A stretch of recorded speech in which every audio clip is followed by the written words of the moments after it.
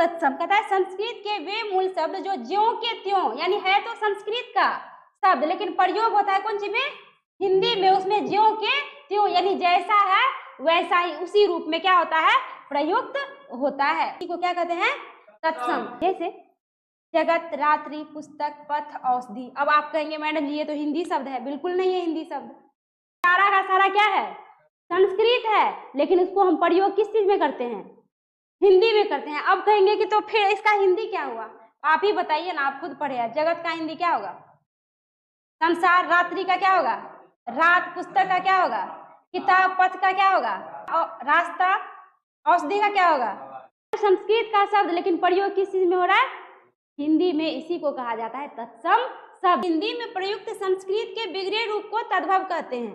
जैसे अग्नि से आग, रात्रि से रात, पथ से रास्ता। अब कहता है हिंदी में प्रयुक्त संस्कृत के बिगड़े रूप को, लेकिन है मतलब इसका मतलब ये हुआ कि है तो संस्कृत लेकिन वो बिगड़ चुका है, वो बदल चुका है, उसको हम क्या कहेंगे, तद्भव। जैसे अग्नि हो गया आपको क्या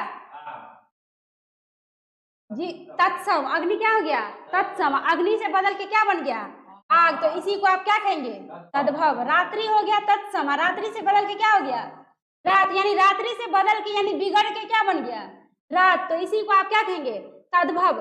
पथ हुआ संस्कृत यानी तत्सम, पथ से बिगड़ के यानी बदल के क्या बन गया, रास्ता, तो यही तो है तद्भव।